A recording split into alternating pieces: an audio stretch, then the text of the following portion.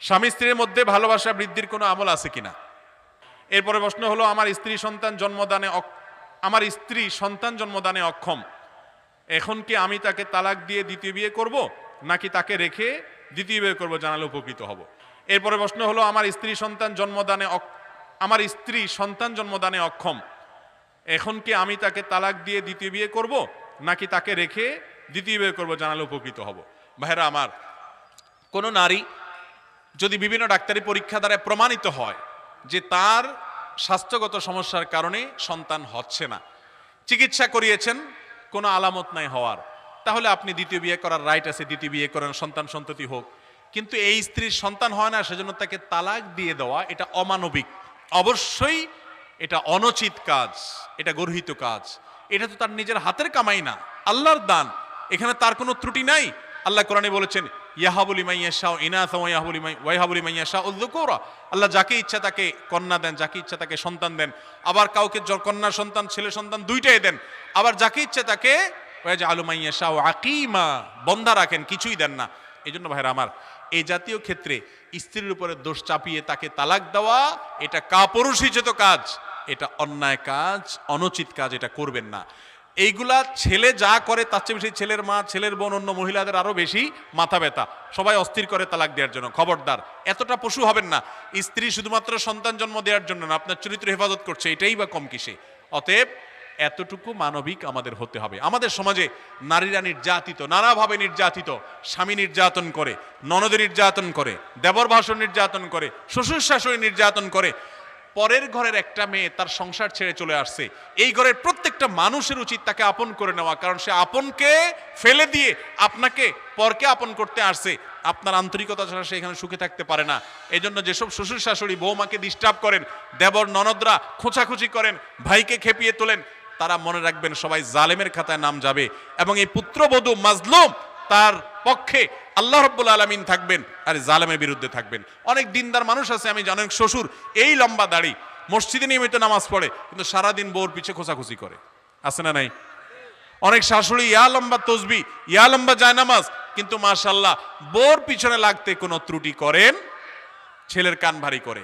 মনে রাখবেন, অন্যের মেয়ের সাথে যে আচরণ করছেন, আপনার সন্তান সন্ততি তাদের সাথে এই আচরণ হয়তোবা করা হবে। এজন্য আল্লাহকে ভয় করা উচিত, এবং জুলুম এটা ভয়ঙ্কর অপরাধ। স্বামী স্ত্রীর মধ্যে ভালোবাসা বৃদ্ধির কোনো আমল আছে কিনা। স্বামী স্ত্রীর মধ্যে ভালোবাসা বৃদ্ধির কোনো আমল আছে কিনা।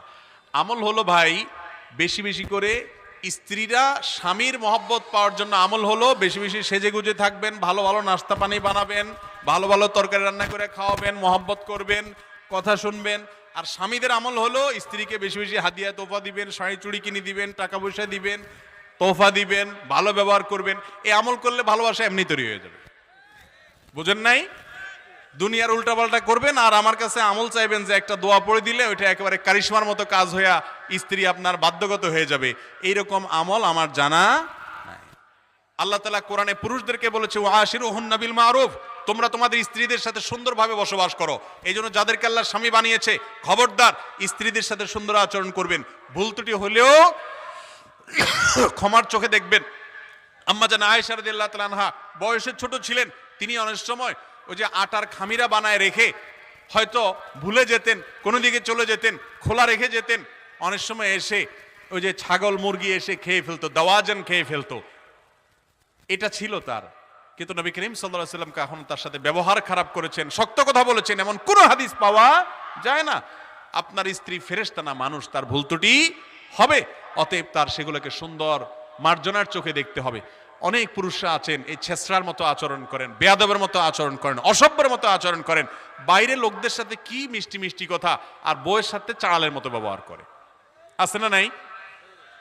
মহিলা কাস্টমার আসছে দোকানে, হ্যাঁ আপা আপা বলেন কি লাগবে কি না লাগবে, আপা বসেন, এই আপারে চেয়ার দাও, অস্থির আপার সাথে।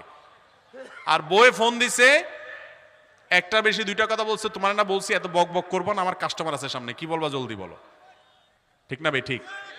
অথচ সবচেয়ে সুন্দর ব্যবহার উপযুক্ত আপনার স্ত্রী, সবচেয়ে সুন্দর ব্যবহার পাওয়ার উপযুক্ত আপনার স্বামী। এই জন্য স্বামী স্ত্রী একে অন্যের হক যদি আদায় করেন, যে আমার হক সে আদায় না করলে সে আল্লাহর কাছে ধরা খাবে, আমার কোনো সে নাই, বাট আমি যেন আমার দিক থেকে সব ঠিকঠাক মতো করি, ইনশাআল্লাহ এটা করলে পারস্পরিক মহব্বত তৈরি হবে। আজকের দুনিয়া আপনাকে অধিকার সচেতন করবে, কর্তব্য সচেতন করবে না। ইসলাম আপনাকে অধিকার সচেতন হতে বলে, কর্তব্য সচেতন হতে বলে। আপনার দায়িত্ব কি সেটা দেখেন, আপনার প্রাপ্য কি সেটা যদি নাও হয়, আপনার গুনাহ তো অন্তত হবে না, আপনার দায়িত্বটা পালন করেন। এই জন্য দেখবেন এখন সব স্বামীরা অধিকার সচেতন, সব মহিলারাও অধিকার সচেতন, ভালো, অধিকার সচেতন ভালো, কিন্তু কর্তব্য সচেতন না। আমার কি করার আছে সেটা দেখে না। স্বামী স্ত্রীর হাদিস শোনায়, শুনছো হুজুর কি ওয়াজ করছে? হুজুর ওয়াজ করছে যে নবীজির হাদিসে বলছে আল্লাহর পরে কাউকে সেজদা দিলে আমাকে দেয়া লাগতো। চিন্তা করছো আমার ঠেলা কি? তুমি আমার সাথে যাতা ব্যবহার করো মিয়া। আবার বয়ে যায় স্বামীরে হাদিস শোনায়, তুমি হাদিস এটা শুনছো ওইটা শুনো নাই? আম্মাজান আয়েশা খেলা দেখতে চাইছেন, নবীজি নিয়ে গেছেন, যতক্ষণ মনে চাইছে ততক্ষণ দেখাইছেন। এরপরে বলছেন ফাকদুর কদরাল জারিয়াতি সিন্নি আল হারিসাতি আলাল্লাহবি আল হারিসাতি আলাল্লাহবি। ও দুনিয়ার পুরুষরা, তোমাদের এই কম বয়সী বউ থাকলে, তারা একটু বিনোদন প্রিয় থাকলে, তাদের বিনোদনের দিকে খেয়াল রাখিও, তাদের কদর করিও। নবীজি বলে, আম্মাজান আয়েশা বলে গেছেন, তুমি এটা বুঝো নাই, অথচ মাইন্ড ইট, আমার ব্যাপারে হিসাব করে চলিও। এখন জামাইয়ের হাদিস বয়ে, বউয়ের হাদিস জামায় টানাটানি করে। উচিত ছিল যারটা সে দেখা। আল্লাহ তাআলা আমাদের সবাইকে দাম্পত্য জীবনে সুখী হওয়ার মতো আমল করার তৌফিক দান করুন। আপনি আপনার দায়িত্ব ঠিকমতো পালন করবেন, ভালোবাসা পাওয়ার চেষ্টা করবেন। স্বামী স্ত্রীর মধ্যকার ভালোবাসা যত ভালো হবে, তাদের তাকওয়া তত প্রগাঢ় হবে। পরকীয়া নামক অভিশাপ সমাজ থেকে দূর হবে। পরকীয়া কখন হয়? যখন স্বামী স্ত্রীর মধ্যে সম্পর্ক খারাপ থাকে। হিন্দুদের লাইব্রেরিতে কোরআন শরীফ, কায়দা, আমপারা বিক্রি করা হয়, এগুলো ক্রয় করা যাবে কিনা? কোনো অসুবিধা নাই। কোনো হিন্দু যদি বিক্রি করে এগুলো কেনাতে অসুবিধা নাই, যদি ভুলভাল কিছু না থাকে বা নিজেরা ছাপায় উল্টোপাল্টা কিছু না করে। সাধারণত আমাদের বাংলাদেশের প্রেক্ষাপটে সেটা হওয়ার সম্ভাবনা একেবারে ক্ষীণ, অতএব এগুলো কেনা যাবে, কোনো অসুবিধা নেই। অনেকেই গোসলের পর পুনরায় অজু করে নামাজ আদায় করে থাকেন, গোসলের পর অজু করা যাবে কিনা? গোসল যদি সুন্নাহসম্মত উপায়ে করেন তাহলে সেক্ষেত্রে গোসলের পরে আর কি লাগবে না, অজু লাগবে। গোসলের সুন্নাহসম্মত উপায় কি? ফরজ গোসল কিভাবে করবেন? ফরজ গোসল করবেন, তার পদ্ধতি হলো, প্রথম কাজ, শরীরে কাপড়ে যেই জায়গায় নাপাক লেগেছে ওই জায়গা আগে পানি দিয়ে ধুয়ে ফেলবেন। কাপড়ে থাকলে ডোলে কয়েক ডলা দিয়ে চিবা দিবেন, পাক হয়ে যাবে। শরীরে আছে ধুয়ে ওইটাকে দূর করে ফেলবেন, আর দেখা যায় না, পাক হয়ে যাবে। এরপরে দুই হাতের কবজি ভালো করে ধোবেন, তিনবার কুলি করবেন, নাকে পানি দিবেন এবং মুখ ধোবেন হাতের কোণে পর্যন্ত, অর্থাৎ অজুর কাজগুলা করবেন, মাথা মাসায় করবেন। এই পর্যন্ত করছেন, শুধু পাও ধোয়া বাকি, বাস ওটা বাকি থাকবে। এরপর বিসমিল্লাহ পড়ে আপনার গোসল করা শুরু করেন। আপনার মাথায় পানি দেন, শাওয়ারের পানি নেন, পুকুরে ডুব দেন, এরপর আপনি গোসল করেন। দুই পায়ের টাকনু পর্যন্ত ধুয়ে চলে আসেন। তাহলে গোসল প্লাস অজু একসঙ্গে হয়ে গেছে। এইরকম গোসলের পরে আর আলাদা অজু করার দরকার নাই। কথা কি বুঝাতে পারছি? গোসল করলে অজুর অঙ্গগুলো ধোয়া হয় কি হয় না? যেহেতু হয়, আপনি সুন্নাহসম্মত উপায় করলে আলাদা অজুর দরকার না। অনেকেই দেখবেন গোসল পরে আবার অজু করে। হ্যাঁ, অনেকে গোসল করতে গিয়ে গোসলের মাঝখানে পেশাব করে অথবা বায়ু নির্গত হয়, তখন তো সে আবার অজু করবেই। কিন্তু এটা যদি না হয় তাহলে গোসলের পরে আর আলাদা অজু করার দরকার নাই। অনেক মহিলারা, পুরুষরা আছেন, বরং বেশিরভাগ মহিলা পুরুষই আছে যে গোসলের পরে আবার কি করে? অজু করে। এটা অর্থহীন কাজ, এটা দরকার নাই। গোসল সুন্নাত সম্মত উপায় যেভাবে বললাম, এভাবে বললে অজু গোসল একসাথে হয়ে যায়।